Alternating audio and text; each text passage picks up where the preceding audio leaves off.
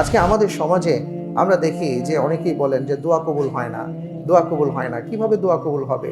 আমরা আমাদের চোখকে হিফাজত করতে পারছি না, আমরা আমাদের নিজেদেরকে হিফাজত করতে পারছি না, সংরক্ষণ করতে পারছি না।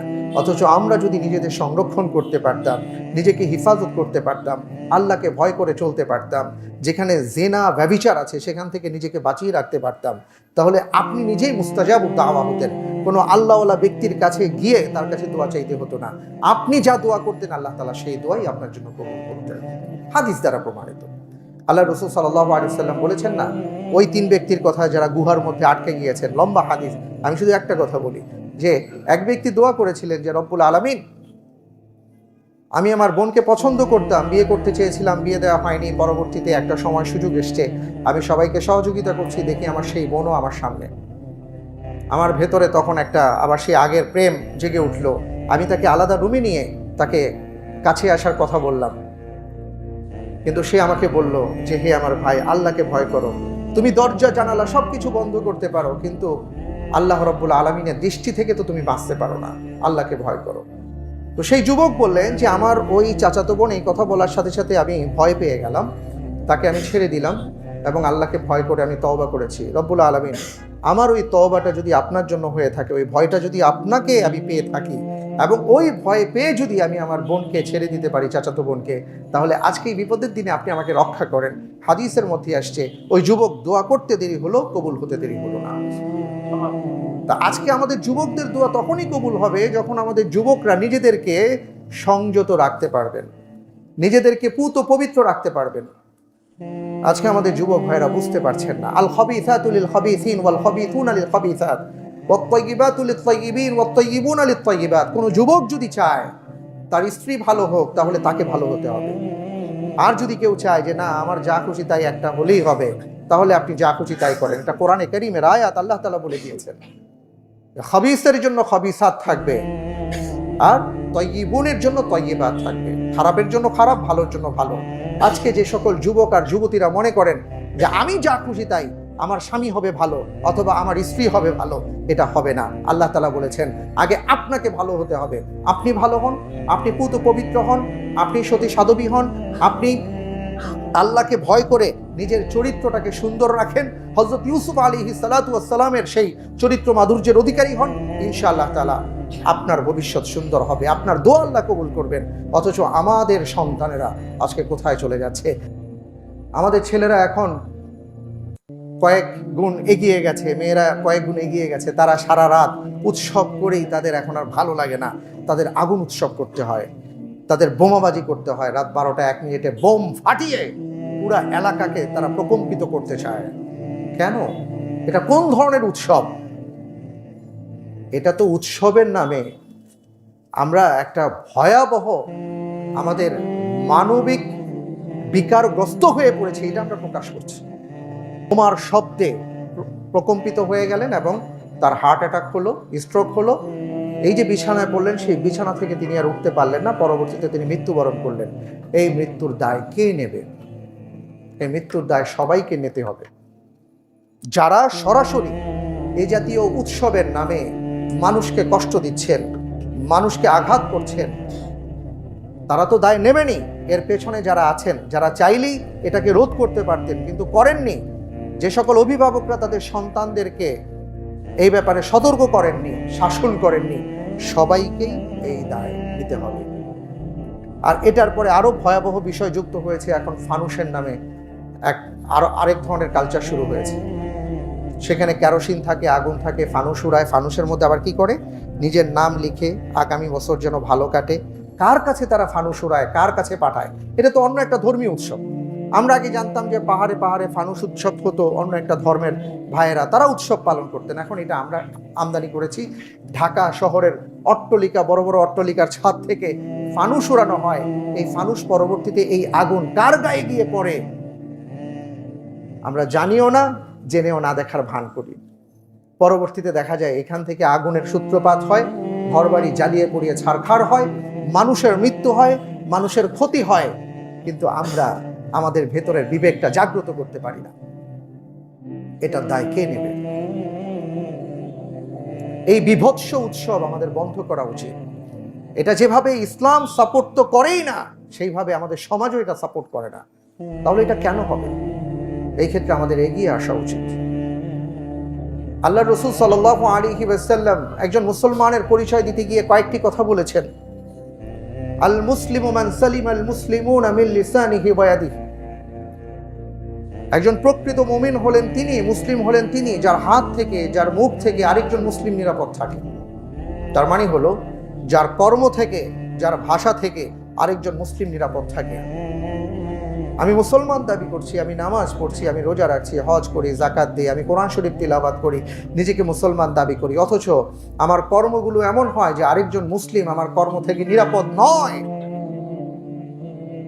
আমি কেমন মুসলমান? রাসূল সাল্লাল্লাহু আলাইহি সাল্লাম তো মুসলিমের পরিচয় দিয়েছেন।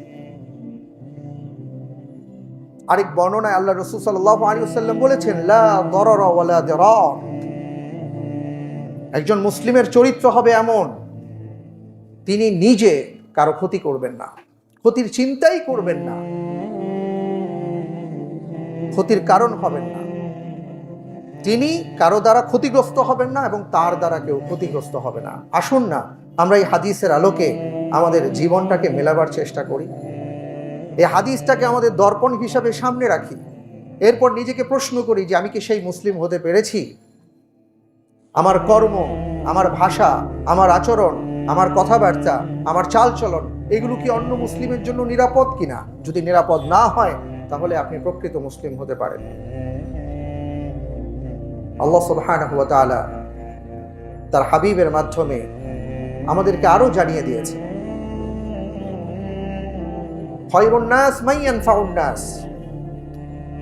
যে প্রকৃত ভালো মানুষ তো তিনি, যিনি মানুষের উপকার করবেন এবং এমন ভাবে থাকবেন যার দ্বারা মানুষ উপকৃত হবে। আমি কি আমার জীবনটাকে সেইভাবে গড়তে পেরেছি? আমাদের অনেক যুবক ভাইয়েরা, বোনেরা মনে করতে পারেন আমাদের বয়স কম, এখন কি সেই বয়স হয়েছে? সে বয়স হলে ঠিক হয়ে যাব। আপনাকে কি কেউ এই ব্যাপারে সার্টিফিকেট দিয়েছেন যে আপনি আগামীকাল বেঁচে থাকবেন? আপনাকে কেউ এই ব্যাপারে নিশ্চয়তা দিয়েছেন যে আপনি আগামীকাল পর্যন্ত সুস্থ থাকতে পারবেন? অথচ আপনার মতন কত মানুষ হসপিটালে আছে, আপনার চেয়ে কম বয়সী কত মানুষ কবরে শুয়ে আছে। আপনি কিভাবে আগামীকালকের কথা চিন্তা করে আজকে যা খুশি তাই করার চেষ্টা করছেন? রাসূল সাল্লাল্লাহু আলাইহি ওয়াসাল্লাম বলেছেন যে ওই ব্যক্তি প্রকৃত মুমিন হতে পারবে না যে তার পরশির ব্যাপারে সচেতন নয়। অর্থাৎ আমি যার পাশে থাকি, আমার কোনো আচরণে, আমার কোনো কথাবার্তায়, আমার কোনো শব্দ সন্ত্রাসে আমার প্রতিবেশীর কোনো কষ্ট হচ্ছে কিনা, আমি তার কোনো ক্ষতি করছি কিনা, এটা যদি আমাদের বিবেক নাড়া না দেয়, আমি প্রকৃত মুসলিম হতে পারবো না। আর সবচেয়ে বড় কথা কি জানেন?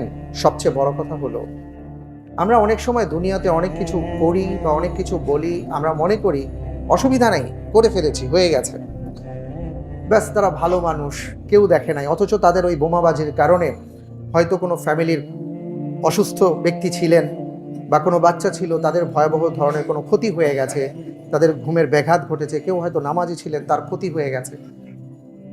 তারা হয়তো ভাবছে যে আমি করেছি, এটা তো কেউ দেখে নাই, কিন্তু একজন তো দেখেছে, তাকে তো আপনি ফাঁকি দিতে পারবেন না। তো কি হবে? কিয়ামতের ময়দানে এই সকল বান্দাদের ব্যাপারে রাসূল সাল্লাল্লাহু আলাইহি ওয়াসাল্লাম বলেছেন, আতা'লামুনা মানিল মুফলিস। সাহাবাদেরকে প্রশ্ন করেছিলেন যে তোমরা কি জানো যে মুফলিস কারা? সাহাবায়ে কেরাম বলেছেন, মান লাম ইয়াকুল লাহু দিনার ওয়ালা দিরহাম ওয়া হুয়া মুফলিস। হে আল্লাহর রাসূল, মুফলিস বলতে তো আমরা ওই সকল ব্যক্তিদেরকে চিনি বা বুঝি যাদের দিনার দিরহাম থাকে না, অর্থাৎ যাদের কোনো অর্থকড়ি নাই, তারাই হলো দেউলিয়া। মুফলিস মানে হলো দেউলিয়া। আল্লাহ রাসূল সাল্লাল্লাহু আলাইহি ওয়াসাল্লাম বললেন, এরা প্রকৃত দেউলিয়া নয়। প্রকৃত দেউলিয়া হলো ওই সকল ব্যক্তি যারা কিয়ামতের ময়দানে অনেক নেক আমলের প্রতিদান নিয়ে উঠবে এবং তার নেক আমলের পাল্লা যখন ওজন করা হবে, সে দেখবে যে তার পাল্লা ভারী হয়ে গেছে। সে নিয়ম অনুসারে যখন চলতে শুরু করবে, আপনারা জানেন যে কিয়ামতের ময়দানে জান্নাতে যাবার আগে অনেকগুলো স্টেপ পার হতে হয়। তো তারা পুলসিরাত পর্যন্ত পার হয়ে যাবে। পুলসিরাত পার হওয়ার পরের স্টেশনের নামটা হলো কান্তারা, এরপরে হলো জান্নাত। তো পুলসিরাত থেকে জান্নাত দেখা যায়। তারা পুলসিরাত পার হয়ে যাবে, কান্তারা নামক জায়গায় আসবে। ওই মুহূর্তে কিছু মানুষের সাথে তার সাক্ষাৎ ঘটে যাবে। কারা তারা? তারা বলবে যে আমাকে চিনছেন, দুনিয়ার জীবনে আপনি আমার এই ক্ষতি করেছিলেন, আমি তো কোনো প্রতিদান সেই দিন আপনার কাছ থেকে পাই নাই, আজকে আমার সেই ক্ষতিপূরণ আপনাকে দিতে হবে। এখন সে এমন ভাবে ধরবে, সে তো জান্নাত দেখতে পাচ্ছে কিন্তু যেতে পারছে না। এখন কি হবে? তো ওই অভিযোগকারী ব্যক্তি উনি আল্লাহ রব্বুল আলামিনের কাছে নালিশ চাইবেন যে রব্বুল আলামিন, দুনিয়ার জীবনে তিনি আমার এই অধিকারগুলো নষ্ট করেছেন, আমার এই ক্ষতি করেছেন, আমাকে ক্ষতিপূরণ দিতে বলেন। আল্লাহ সুবহানাহু ওয়া তাআলার পক্ষ থেকে বলা হবে যে দাও, তুমি তার ক্ষতিপূরণ দাও। তুমি তার জীবনের ক্ষতি করেছো, তার এই ক্ষতি করেছো, তার নামাজের ক্ষতি করেছো, তার ইবাদতের ক্ষতি করেছো, তোমার কারণে এই মানুষটা মৃত্যুবরণ করেছে, তোমার কারণে মানুষের এই ক্ষতি হয়েছে, ক্ষতিপূরণ দাও। সে বলবে আল্লাহ সুবহানাহু ওয়া তাআলা, আজকে ক্ষতিপূরণ দেওয়ার মতন তো আমার কাছে কিছু নাই। কিছু তো আছে, কি আছে দেখো। তখন দেখা যাবে তার নেক আমলের প্রতিদান আছে। এই প্রতিদানটুকুকে বাঁচানোর জন্য, এই নেক আমলের সম্পদটাকে বাঁচাবার জন্য সে একটু আগে কি রোল প্লে করেছিল জানেন? ইয়াউমা ইয়াফিরুল মারউ মিন আখি ওয়া উম্মিহি ওয়া আবি ওয়া সাহিবাতিহি ওয়া বানি। একটু আগে তার সাথে তার মায়ের সাক্ষাৎ হয়েছিল, সে মাকে দেখে না দেখার ভান করে চলে গিয়েছিল। কেন? মা যদি আজকে বলেন যে বাবারে 10 মাস 10 দিন তোমাকে গর্ভে লালন করেছি, কত কষ্ট করে তোমাকে বড় করেছি, আজকে আমি বিপদে পড়ে গেছি, বাবা তোমার একটা সওয়াব আমাকে দিয়ে দাও, এটা যেন মা না চান, এই জন্য সে পালিয়ে বেরিয়েছে।